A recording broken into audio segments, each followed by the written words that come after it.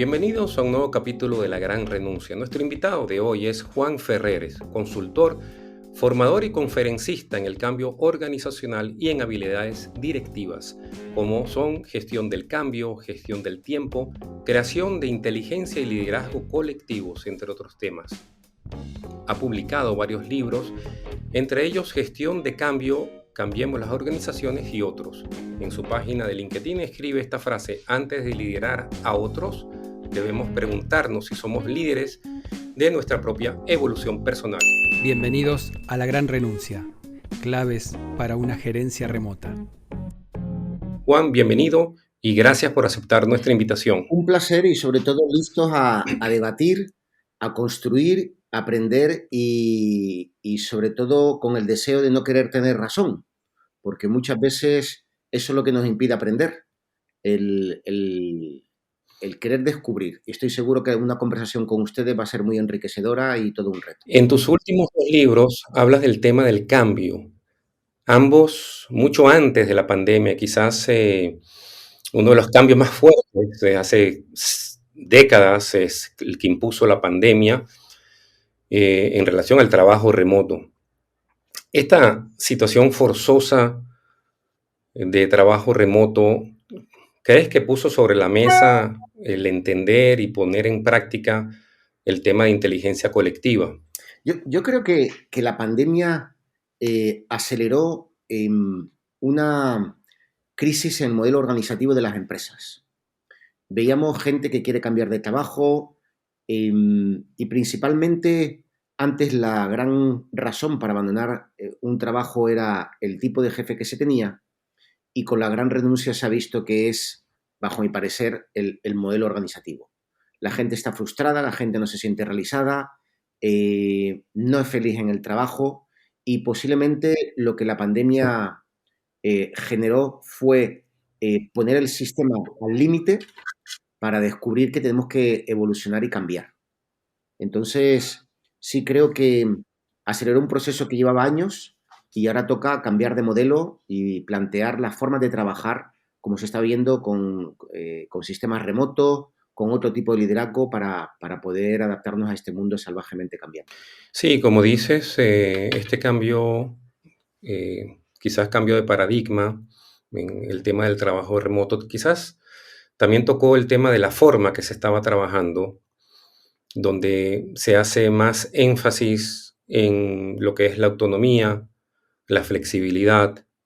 Quizás esta autonomía dio paso o permitió que se desarrollara mejor lo de todo el tema que tiene que ver con la inteligencia colectiva. Bien, yo antes de nada me gustaría preguntar si aquí se pueden decir locuras. ¿Se puede? Preferible. Bien, pues entonces empecemos. Vamos a ver, yo creo que Matrix ha caído. Es decir, había un modelo basado en un sistema piramidal donde digamos, la forma de funcionar era yo pienso, tú ejecutas y yo te controlo. Eso para un entorno estable pues podía funcionar el sistema taylorista, ¿no? Pero la velocidad de cambio es tan salvaje, los planes estratégicos eran casi, después de la pandemia, casi día a día o casi semana a semana, con las noticias que iban cambiando, que obligó a replantear la forma de trabajar.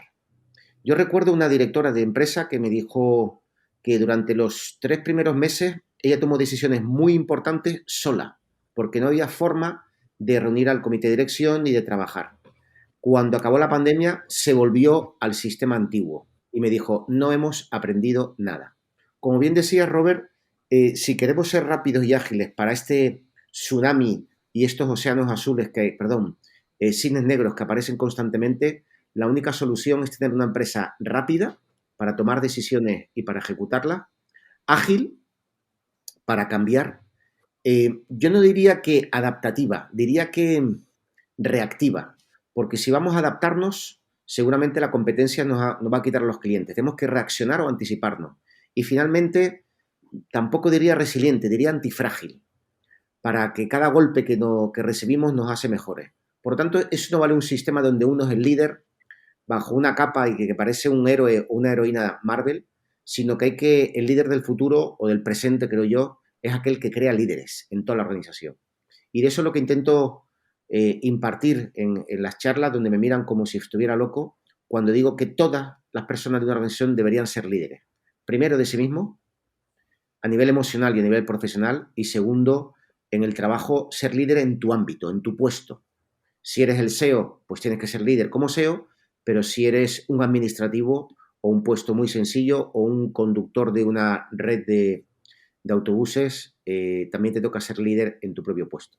Creo que el modelo se ha quedado obsoleto y toca cambiarlo.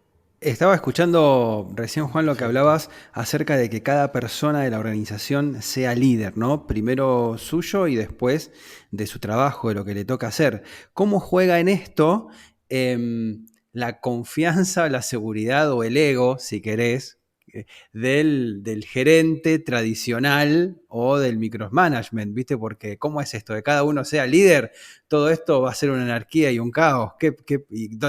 ¿En qué papel juego yo acá, no? ¿Qué pasa con esto? Magnífica pregunta, porque fue lo que le ocurrió a Javier Moreno, director del Departamento de Informática de una empresa de tecnología, donde tuve el lujo de entrevistarle y tengo la entrevista en el blog y fue muy, muy leída, donde él decía, llevo 2 años con miedo de ser jefe, porque no sé gestionar el talento y cómo liderar a líderes. Y en esa entrevista refleja todos sus miedos. Es impactante la sinceridad con la que él lo cuenta y luego cómo justifica un mayor salario, cómo justifica su tiempo de pensar, etcétera, etcétera. Creo que hay que evolucionar del concepto de jefe a servant leader, un facilitador de la inteligencia colectiva. El líder ya no da soluciones, hace preguntas. ¿Y quién las responde? El equipo. Y esa es la forma de liderar de forma colectiva. Cuando yo llego a un equipo y pregunto, ¿cuántos son aquí? 8. ¿Cuántos líderes hay? Y me dicen 1, digo, me parece triste, patético, ineficiente, ineficaz. Yo quiero oír que hay 8 líderes. Y no se trata de ser todo el tiempo líder, sino se trata de que cada uno se considere un agente del cambio. Porque eso es liderar. Liderar es mover a personas de un lugar para otro, en la forma de pensar o en la forma de trabajar. Y cuando llega un equipo, una de las formas de crear líderes es que la coordinación del equipo se vaya rotando cada semana. Es decir, si nosotros fuéramos un equipo y yo fuera jefe de ustedes, pues Robert nos coordinaría una semana. Yo sigo siendo el jefe, pero Robert es el coordinador. La siguiente semana serías tú, Cristian. La siguiente semana sería otro. Eso fomenta que la gente dé un paso al frente, aprenda, evolucione, se desarrolle. Y así logramos ese principio para mí que el objetivo de un buen directivo es ser prescindible. Yo tengo que ser prescindible en mi organización. ¿Para qué? Para dedicarme a pensar, a preparar la organización para un futuro que cada vez es presente y 2, para dedicar tiempo a las personas, que es la gran hipocresía de todos los discursos, de todas las convenciones. Lo más importante son las personas y nadie tiene tiempo para sentarse con su equipo a preguntarle cómo estás, cómo está tu motivación, qué ideas tienes y sobre todo, yo, tu jefe, en qué tengo que mejorar para sacar lo mejor de ti. Pensamos que tratar personas es reunirnos una vez al año en la evaluación del desempeño y nos olvidamos de cómo se sienten, cómo están y qué quieren hacer. Entonces yo invito, por cerrar la pregunta, a que los jefes, y tuve un experimento que tuve que ir a una ciudad 2 veces a cenar con 7 jefes para convencerles de que el liderazgo no es control. Liderar es crear líderes y presumir de cuántas ideas es capaz de desarrollar mi equipo sin yo proponérselo. Ese es el liderazgo del futuro. Y lo entendieron y dijeron, wow, tenemos que cambiar la forma de pensar. Y el trabajo ya no es controlar ni dar soluciones, sino preguntar y facilitar. No sé si puedo extenderme en un caso. Una vez una empresa me llamó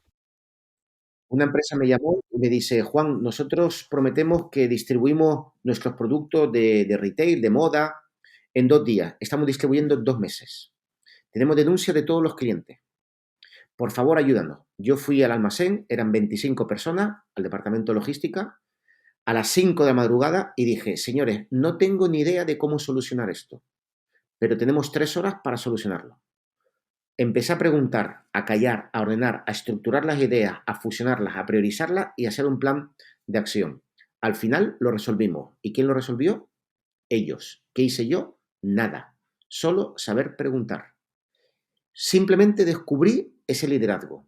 Y en otro proyecto hubo una gerente donde pusimos 500 funcionarios públicos a trabajar de forma voluntaria en proyectos de innovación creado por ellos y me dijo, Juan, hemos hecho lo que tú nos dijiste, crear líderes. Y dije, no los hemos creado, los hemos despertado. Estaban ahí, solo necesitaban tiempo, espacio, confianza y retos. Y entonces la gente da un paso al frente. Habrá otros que estén esperando. Hay varias velocidades. Y incluso podríamos hablar de los tóxicos, pero el tóxico es una persona que quiere ser protagonista. Si se le sabe dar su protagonismo a favor nuestro, es un auténtico motor. Repetiste la palabra cambio, ¿no? Primero con esta especialidad que tenés vos de la gestión del cambio, luego esto de que hay que saber organizar el cambio. ¿A qué te referís con el cambio? ¿Qué es el cambio en el modelo organizacional? Bien, a mí no me gusta la palabra cambio. Da miedo. Yo llego a una organización y digo, señores, vamos a hacer cambios. Y surge el miedo, la preocupación, la gente asocia cambio con pérdida y peligro. Sí, me van a echar, es lo primero que pensás. Exacto. Entonces yo digo, no vamos a hacer cambios, vamos a evolucionar. Entonces la gente dice, bueno, a evolucionar sí me apunto. Pero curiosamente no puedes evolucionar sin cambio. ¿Qué sucede? Que las palabras generan emociones y, como decía un escritor, las palabras nunca son inocentes. Por lo tanto, debemos saber buscar ese vocabulario que desmonta creencias y que te hace generar nuevas emociones. Porque sentimos según pensamos y pensamos según la información que tenemos y cómo la interpretamos. Cuando yo digo cambio, asusto. Cuando digo transformación, asusto. Pero si hablo de evolucionar, la gente sí se quiere sumar. Entonces, yo veía la película Poseidón, recuerdo que venía una gran ola, que era un tsunami, y el gran transatlántico no le dio tiempo a girar y le dio la vuelta. Bien, la única forma de poder sobrevivir a esos tsunamis que están viniendo constantemente es poder girar muy rápidamente. Ya no podemos, como decía antes, adaptarnos, hay que reaccionar. Tenemos que anticiparnos. Que mañana cierra un mercado, pues tengo que girar rápidamente. Que aparece una nueva tecnología, tengo que adquirirla rápidamente. No podemos perdernos en ese modelo piramidal, burocrático, de lucha de egos, que genera frustración y debemos pasar de una jerarquía a una redarquía, que es una red de equipos multidisciplinares autónomos perfectamente alineados. Y para eso hay que cambiar metodologías, arquitectura y cultura. Hay muchos casos de arquitecturas que han permitido ser mucho más rápido. Les dejo un caso extraído del maravilloso libro Transformando las organizaciones de Frederic Laloux. Él recorrió el mundo visitando organizaciones y te habla de Bursock, una empresa que 5 empleados en 3 años son 5.000 y actualmente son 16.000 y los servicios centrales son 22 personas. 16.000 personas y servicios centrales 22. Eso es una organización ágil, rápida y que reacciona automáticamente a todos los cambios. Por lo tanto, cuando hablo de cambio, prefiero más hablar de evolución. La gente se suma a evolucionar. Cambiar lo ven como peligro. Pero en esa parte donde el gerente solicita un cambio y quiere pasar a que las personas tengan autonomía o puedan por su misma actividad llegar a avanzar en problemas que se presentan, tiene que haber confianza. Creo que es un reto a veces de los gerentes cómo abordan el tema de la confianza, porque no es lo usual. O sea, generalmente la empresa exige al trabajador que confíe en la empresa, pero cuando se habla de autonomía, quizás un poquito más hacia la flexibilidad en tu trabajo, se presenta un reto al gerente de tener confianza en el trabajador y liberar esa desconfianza, se puede decir. Yo creo, como bien has dicho, Robert, me parece una pregunta muy, muy interesante. ¿Cómo genero confianza? Preguntando.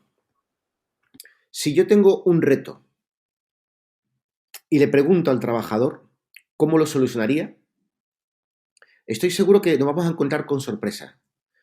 Conozco un proyecto de una empresa cervecera. En el año 2009 todas las empresas despedían personas, pero esta empresa creó un proyecto que era cómo reducir costes sin despedir a nadie. Crearon 6 equipos multidisciplinares, donde había ingenieros, gente de recursos humanos, marketing, operarios sin estudios, conductores repartidores sin estudios, y se les pidió que presentaran propuestas de cómo reducir costes, repito, sin despedir a nadie. Tras 3 meses trabajando, presentaron propuestas por $840.000 que se podían reducir inmediatamente sin despedir a nadie. ¿Quién tenía esas ideas? ¿El consejero delegado? No.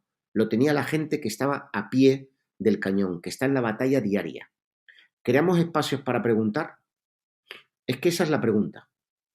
Si no les invitamos a participar, no vamos a generar confianza y luego invertimos mucho en charlas de motivación, en congresos, pero a mí me motivan el viernes con una charla, pero el lunes vuelvo al trabajo y me encuentro el mismo ordenador y el mismo equipo. Por lo tanto, yo no tengo que motivar a la gente, lo que tengo que hacer es crear entornos motivantes.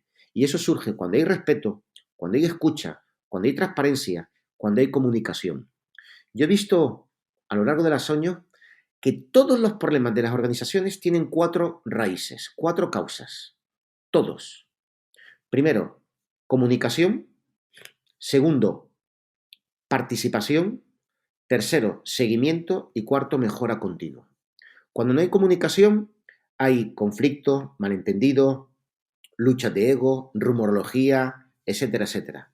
Cuando la gente no se siente partícipe, pues hay frustración de carreras profesionales, porque si entre nosotros 3 hay que elegir un jefe, pues posiblemente en función del premio, del puesto y del futuro, pues puede haber una cierta rivalidad entre nosotros y eso genera destrucción de ambiente, genera competición y genera luchas internas. En cambio, si cada uno de nosotros lleva un proyecto diferente, aquí no luchamos. Seguimiento.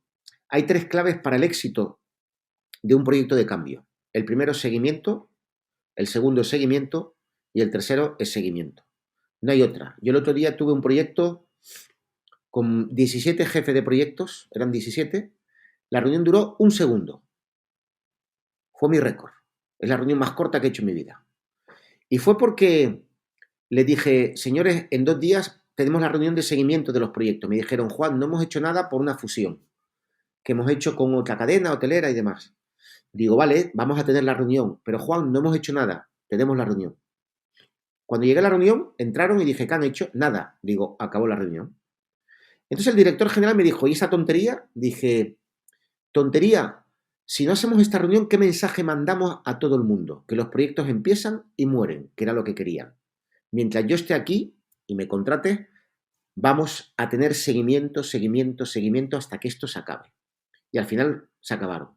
Y luego, yo no sé ahí, pero en España cuando alguien quiere adelgazar, lo primero que hace es apuntarse en un gimnasio, a los 2 días en la maratón del pueblo y al cuarto día ya acaba lesionado en el fisioterapeuta, ¿no?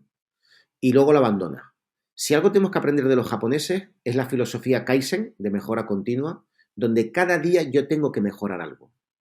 Y yo aquí añadiría, y si me extiendo las respuestas me cortan, el principio Jidoka. Jidoka es un principio que Taiichi Ohno aplicó en Toyota en los años 50, donde en cada puesto de cada empleado de la cadena de producción había una cuerda.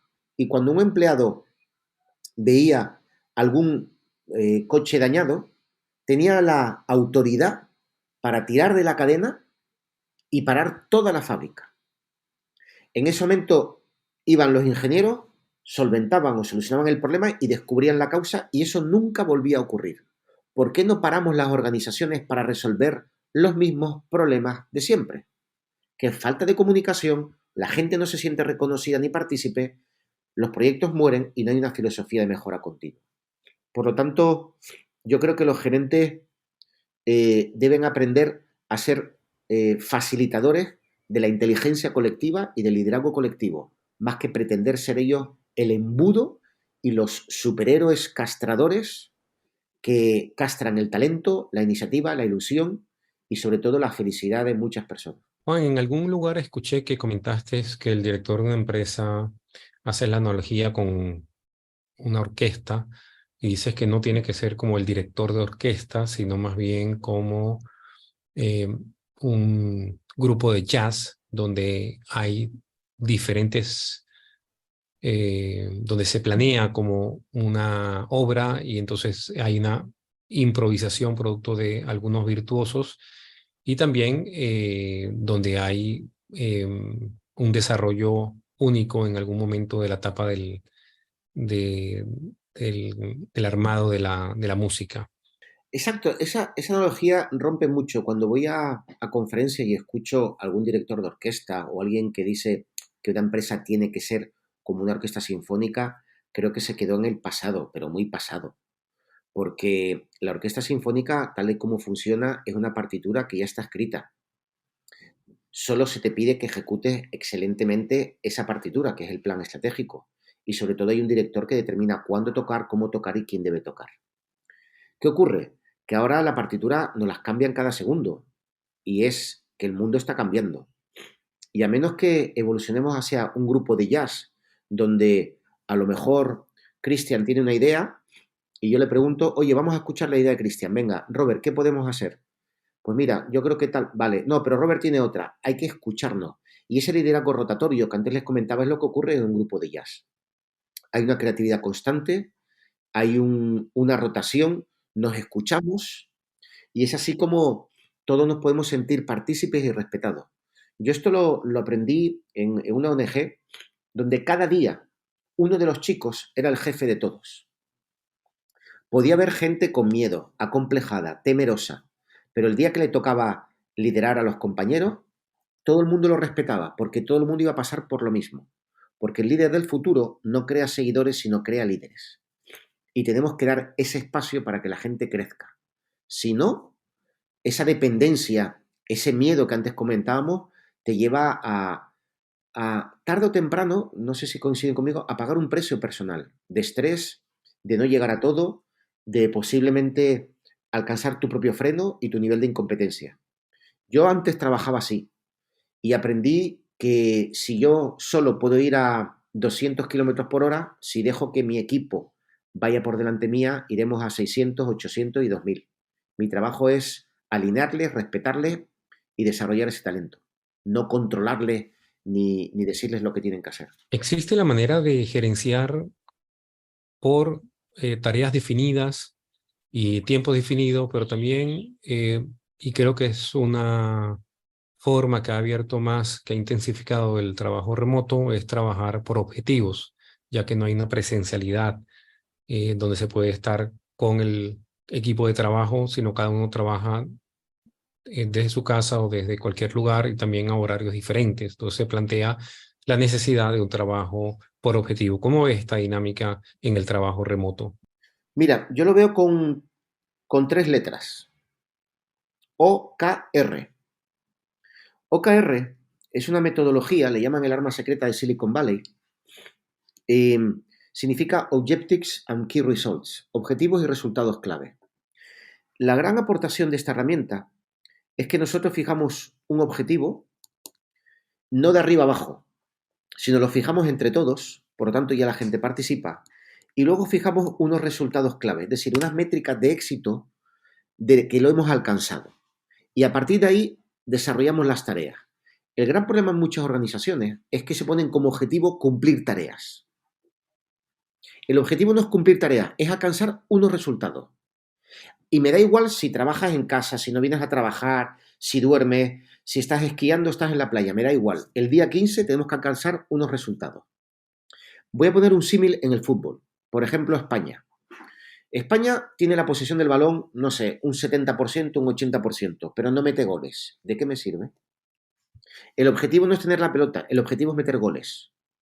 Entonces, si yo a mi equipo le dije, queremos un incremento de un 20% en la eficiencia o en el número de clientes, yo no te voy a perseguir, ni te voy a llamar, ni te voy a hacer seguimiento. El día 23 o el día 30 vamos a medir lo que tú has alcanzado. No te voy a perseguir por las tareas. Te hago seguimiento de métricas de logro, no de cumplimiento de tareas. ¿Eso que genera? Autonomía. Tú eres responsable de programarte y de trabajar, pero hay que producir una serie de resultados cada cierto tiempo. Ahí te dejo libre para que tú te organices. Pero esto tenemos que construirlo entre los dos. Es ahí donde surge el respeto, la confianza que decía Robert y el compromiso. A veces se establecen como algunos encuentros anuales, retiros empresariales para verse la cara, para procesos creativos, de los equipos que trabajan remoto, ¿viste? Lo que algunos llaman workation. ¿Cómo ves vos estas dinámicas de poderse encontrar? ¿Para vos es necesario el encuentro cara a cara físicamente o se puede llevar adelante un equipo remotamente sin problemas? ¿Cómo lo ves, Juan? A ver, la pregunta tiene varios matices. A ver si... yo conozco a un jefe de un equipo que ve a su equipo un día al mes. El equipo está en España, él está en Ginebra, en Suiza. Y el equipo está muy motivado. Ustedes pensarán que es porque no le ven, pero no. El equipo está motivado porque hay un proyecto, hay desarrollo, hay respeto, hay comunicación, hay transparencia, hay confianza, se gestionan los conflictos. No tiene que estar presente. Ahora bien, cuando se montan estas convenciones, como tú comentas, eh,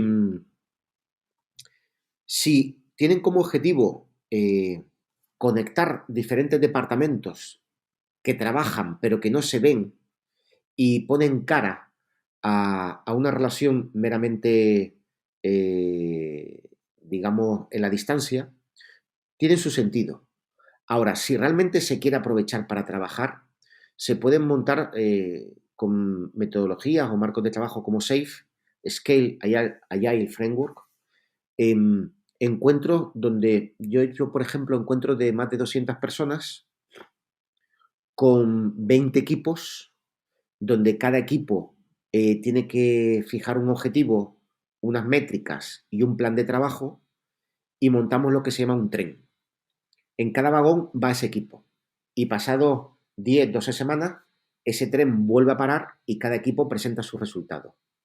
Eso genera una competencia sana, genera comunicación, genera que ese encuentro no solo sirva para cohesionar personas, sino también para fijar retos comunes.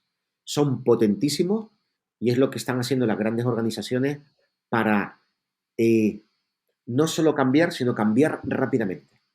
Porque no solo tienes que cambiar, sino hacerlo muy rápido. Estoy a favor de esos encuentros, pero hay que buscarle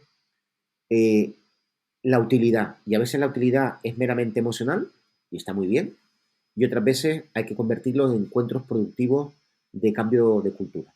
El tema de la inteligencia colectiva es algo que se viene estudiando hace décadas. De hecho, hay un entomólogo hace comienzo del siglo XX que habló sobre, estudió sobre el tema de las hormigas, la organización de las hormigas, que trabajan de una manera creando lo que él denominó un superorganismo. ¿Cómo ves este tipo de organización en las empresas hoy en día que puedan de manera eh, in- independiente, ¿no? Trabajar con este enfoque hacia sacarle provecho a todo lo que tiene que ver la inteligencia colectiva que se pueda desarrollar en un organismo y quizás lograr este tipo de superorganismo como empresa.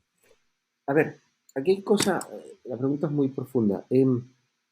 Comentaste hormiga. Yo añado hormiga, añado peces, añado motoristas vietnamitas y añado el Arco del Triunfo de París. ¿Qué tienen en común? La teoría de la emergencia. La teoría de emergencia consiste en gestionar organismos complejos con reglas muy sencillas. Es decir, las hormigas tienen 3, 4 reglas y los peces igual. Si somos capaces de encontrar 3, 4 reglas que permiten gestionar un organismo muy complejo, eso genera toda una autonomía. Y cojo el ejemplo de los motoristas vietnamitas. Si uno los observa, parece un caos. Aquello no es un caos. Tiene 2 reglas. Preferencia de los que están en el centro y nunca frenes.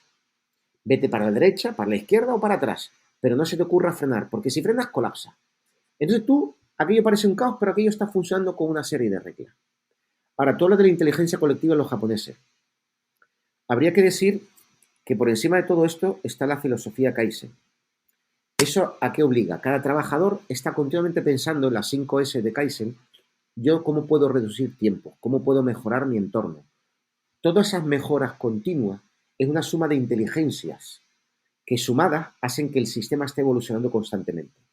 Para crear inteligencia colectiva hay que buscar, primero, mucha participación, hay que buscar un sistema de conexión y luego hay que alinearla toda totalmente. El hecho de que se hagan propuestas no significa que se lleven a cabo, pero sí hay que dar el margen para conectar todas esas neuronas que aportan valor. Ahora me acuerdo de Netflix. Netflix, en su libro No hay reglas, es un libro salvaje, provocador. La directora de recursos humanos de Facebook comentó que era posiblemente el mejor documento que había salido de Silicon Valley en los últimos 25 años. Ellos no tienen miedo al fracaso, tienen miedo a no innovar. Y para eso necesitan inteligencia colectiva, necesitan ideas, necesitan ser retados, necesitan reglas como tú trabajas para la empresa, no para tu jefe.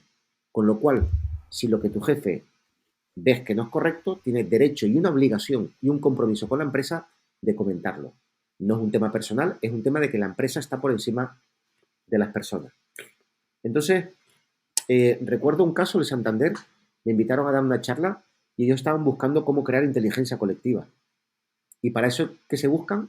Cantidad de personas que participen y luego cómo gestionar esa inteligencia para que sea operativa, efectiva y eficiente.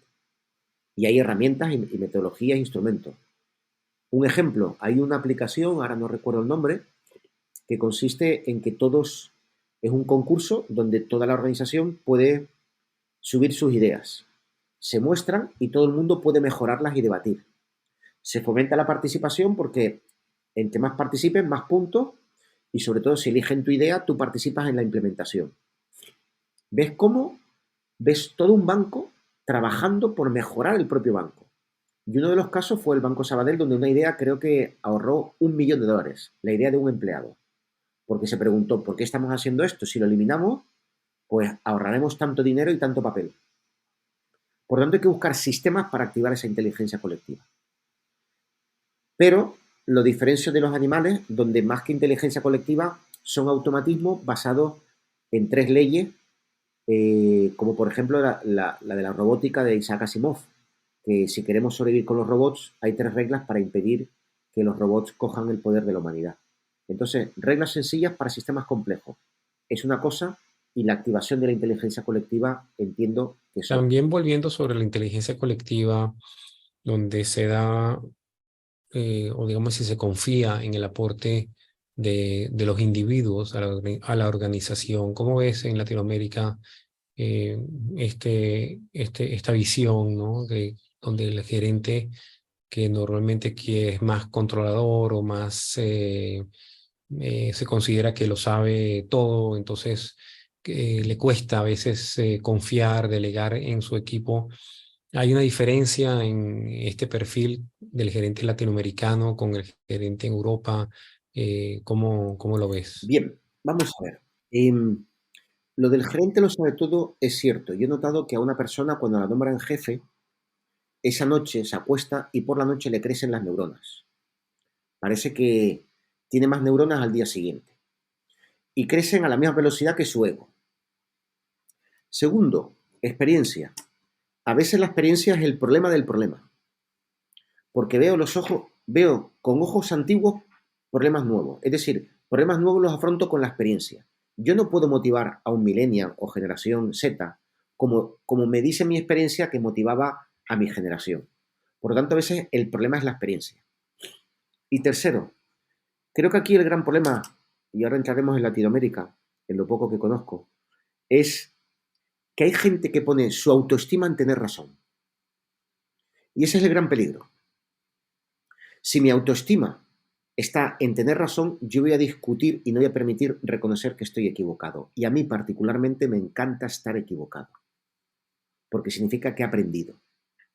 Yo he estado en discusiones donde llegó un momento donde dije, tú siempre tienes que tener razón. Me dijo, sí. Digo, claro, porque tu autoestima se basa en eso. Si te quitan la razón, te sientes que no vales nada. Un gran sabio es una persona muy humilde, un gran maestro es siempre un alumno.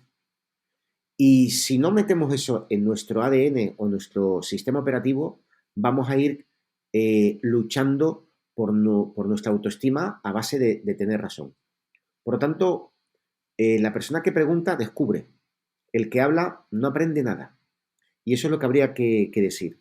Yo mi experiencia en Latinoamérica he visto con respecto, y voy a separar países latinos en Europa del norte de Europa, ¿no?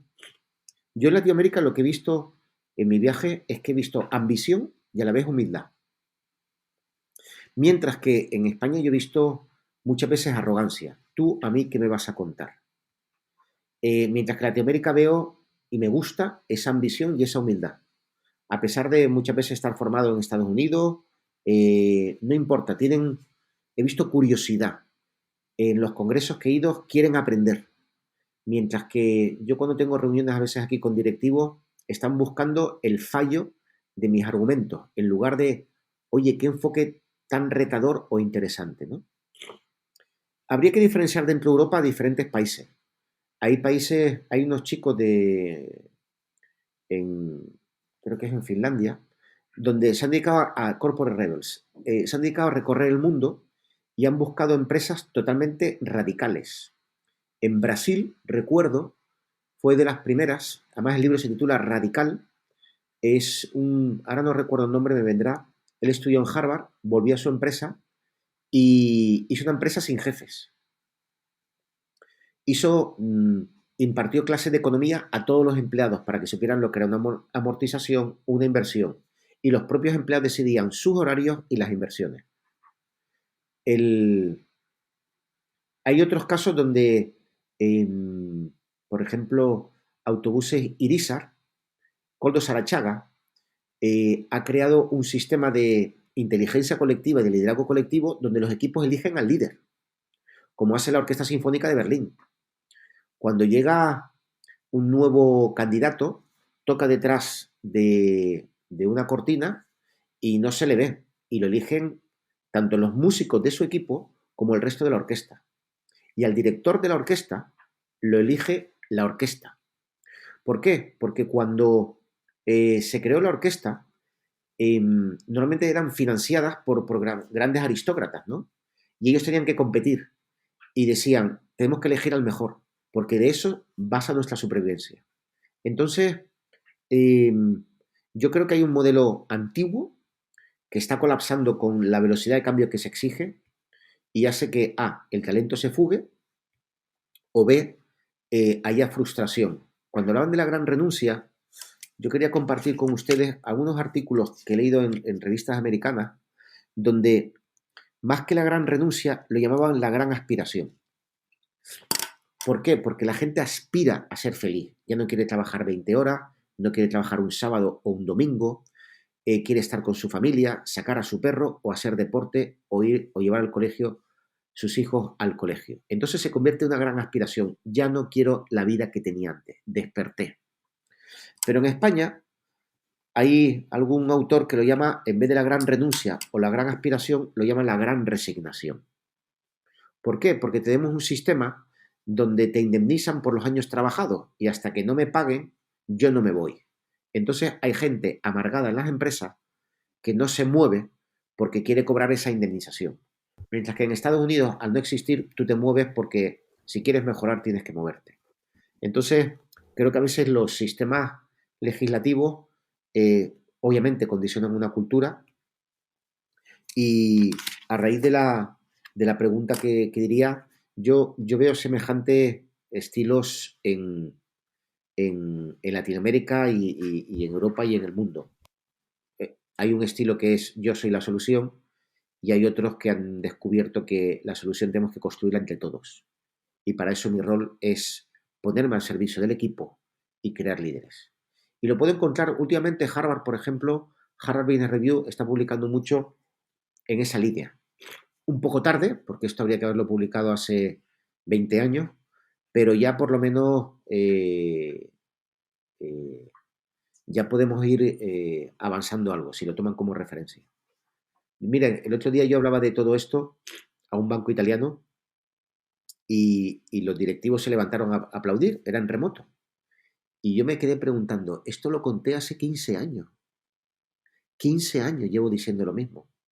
Pero como me decía un profesor de la Harvard Kennedy School, ellos tienen un programa fascinante de liderazgo adaptativo, donde antes de 2008 iba muy poca gente, después de 2008 no dan abasto. Incluso me comentó que iba a la CIA y cuando lo escucharon pensaron que era el peor programa de formación que habían recibido. A los 6 meses reconocieron que era el mejor, porque lo entendieron. Entonces las ideas a veces tardan en llegar y creo que hay una revolución en el management y quien no la entienda y la aplique, pues se va a quedar fuera de juego. Juan, seguramente para tener todo este conocimiento o estas reflexiones o para demostrarte tantas veces que has estado equivocado, siguiendo tu línea, seguramente has abrevado en muchísimos autores, has leído, has escuchado. ¿Hay alguno que puedas rescatar para recomendar a nosotros y a los oyentes, o algún texto o alguna persona, algún referente, alguna charla que digas, esto está bueno para someter ahí al pensamiento? Bien, primero voy a ser provocador y luego te respondo a la pregunta. Yo estoy escribiendo un libro que se va a llamar No salgas de la zona de confort, porque he llegado a la conclusión de que no hay que salir de la zona de confort. Porque mi zona de confort es estudiar, como tú dices, es evolucionar, es investigar. La zona de confort de un médico es investigar. La zona de confort de un corredor de Fórmula 1 es el peligro, la tensión y la competencia. Y la zona de confort de un deportista Red Bull es intentar de suicidarse arriesgando su vida porque eso le pone y le excita. Yo diferencio entre zona de confort y zona de conformismo. Hay mucha gente que se conforma y en algunas cosas está bien y en otras no. Pero mi zona de confort debe ser aquella donde yo estoy feliz evolucionando. ¿Por qué te cuento esto? Porque tengo más capítulos, como por ejemplo, no existe la resistencia al cambio. Otro capítulo es el objetivo de una empresa no es conseguir empleados felices. Y voy retando todas las cuestiones. Y un padrino, para mí, un mentor y una persona que admiro, Javier Fernández Aguado, me comentaba en qué me fundamentaba para defender esas ideas. Y yo, un poco, no sé si por juventud, ignorancia o suicidio personal, le decía que el valor de las ideas está en las ideas, no en los autores que la defienden. No tengo que buscar autores para defender mis ideas, sobre todo porque me voy a dedicar a contradecir la de mucha gente. Y ahora te respondo. Gente fascinante, te diría Simon Sinek. Él tiene una charla en TED, El Círculo de Oro, pero si se le sigue, ha escrito más libros, es un tipo inteligente, da reflexiones muy potentes y es alguien que admiro y realmente le sigo. Diría Corporate Rebels, es un grupo de gente de Holanda precisamente. Estos chicos recorrieron el mundo viendo empresas que funcionan de forma diferente. Frederick Laloux también les recomendaría un libro de Binet Nayar, con V. Él es un indio. El libro se llama Primero los empleados, segundo los clientes. Repito, primero los empleados, segundo los clientes. Él cogió una empresa de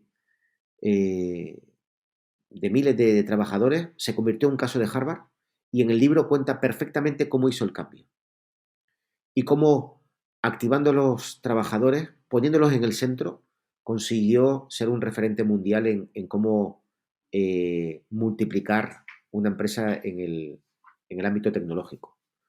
Peter Drucker es el padrino o el inspirador de todo y por ahora sí, a bote pronto no se me ocurre ninguno más. Escuché en una de tus conferencias que decías que lo duro en la vida no es que te vaya mal, sino que te vaya bien en lo que no te gusta. Hay mucha gente que le va muy bien en lo que no le gusta. Tienen prestigio, ganan dinero, pero no les gusta. No tuvieron ocasión de preguntarse para qué servían o cómo poner en valor su talento. Entraron en una rutina o a veces en una carrera porque su padre era médico, su padre era abogado o tenía que estar en la empresa, o simplemente no tuvieron ocasión o no fueron valientes de apostar por su sueño, ¿no? Y entonces se encuentran en un dilema constante. buscan seguridad y reconocimiento, pero en el fondo les gustaría estar haciendo otra cosa. Porque cuando uno descubre, como dices, el por qué, aquí tenemos que hablar de Confucio. Cuando encuentras el trabajo que te gusta, deja de ser un trabajo. Entonces, cuando yo estoy leyendo y estoy estudiando, para mí no es trabajo, es disfrute. Y encima, pues puede ser que ayude a la gente, ¿no? Eh, Creo que aquí también estamos muy equivocados y Daniel Pink escribe un libro, Lo que de verdad motiva. Es una investigación muy interesante. Él también tiene una charla en TED muy graciosa y habla de cómo los elementos, las motivaciones externas tienen 8 efectos perversos. Me puse a investigar y me di cuenta que hay 3 tipos de motivadores, ¿no? Tú decías uno, Robert, el primero el propósito, el por qué. Yo puedo estar trabajando para una ONG, no importa lo que haga, el propósito me llena.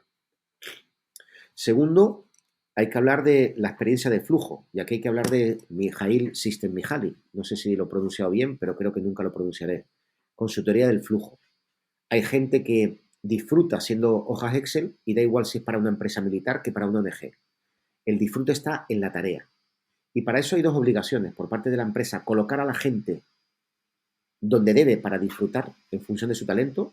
¿Qué pasaría si colocamos a Messi en la defensa y le pagamos el triple? Conseguiremos a un frustrado bien pagado. Y como eso hay mucha gente.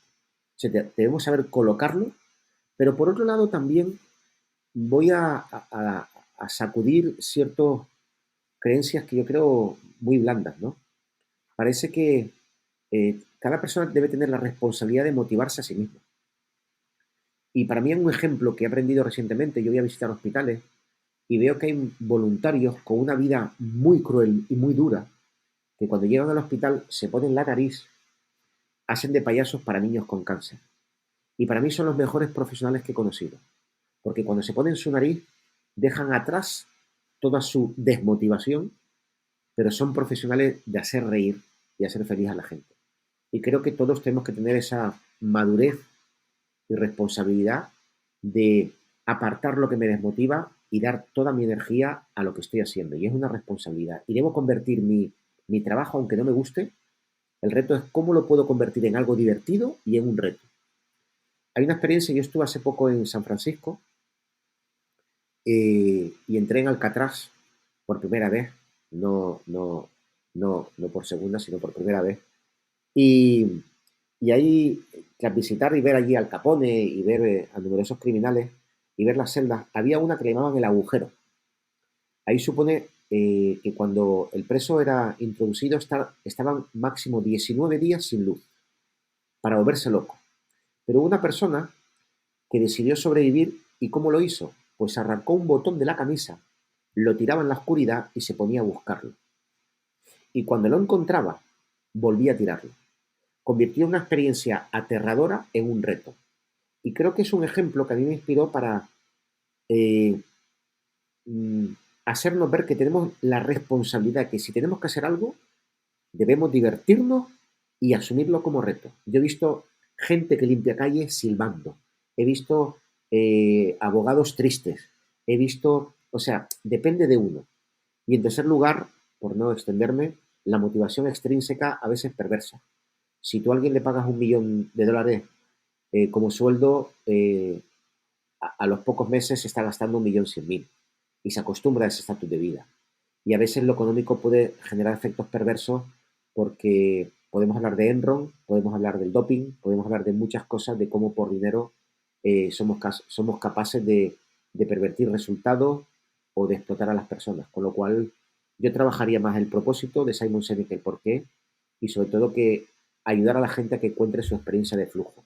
Entonces nos divertiremos. Juan, si nuestros oyentes se quieren comunicar con vos, quieren contactar o buscar info, ¿a través de qué medios vos recomendás que lo hagan? ¿Cómo lo pueden hacer? Me pueden llamar a cobo revertido, como hacemos en los viejos tiempos.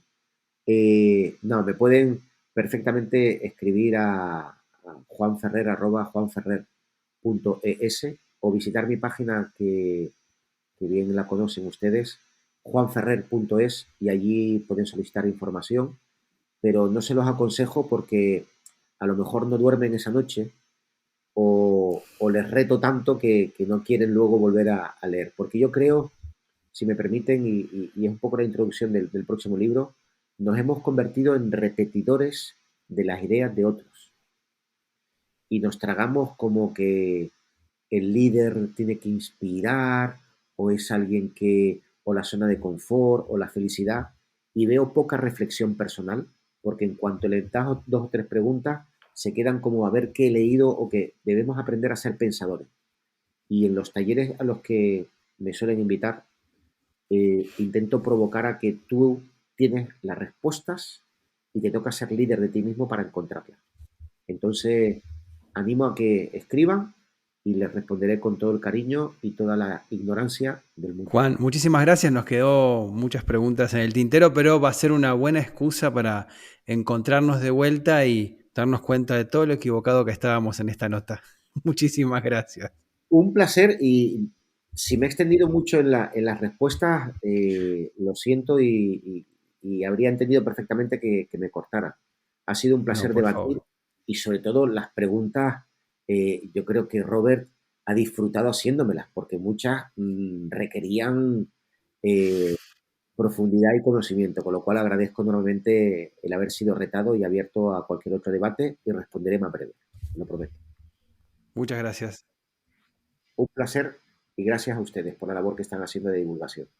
Muy bien, y escuchábamos a Juan Ferrer. Él es coach y él trabaja dando conferencias, charlas, se especializa en temáticas como gestión del cambio, gestión del tiempo y por supuesto asiste a las empresas a optimizar su rendimiento, su productividad, siempre dentro, ¿no?, de una filosofía o de una visión de mejorar el equipo, de democratizar de alguna manera los liderazgos o por lo menos de hacer un liderazgo más comprensivo que al final de la jornada termina siendo también, por supuesto, más productivo, más funcional, mucho mejor. En esta charla que tuvimos con Juan, realmente fue muy, muy interesante. Pudimos profundizar en bastantes temas, pasando por el tema de la gestión del cambio, la gestión del tiempo, que a él no le gusta decir cambio, a él le gusta decir evolución. Justamente rescato esto, ¿no?, que cuando nosotros ponemos la palabra cambio, que algo va a cambiar en la empresa donde estamos trabajando, esto causa un poco de miedo e inseguridad, porque en general uno piensa, me van a echar, acá salgo perdiendo. Nunca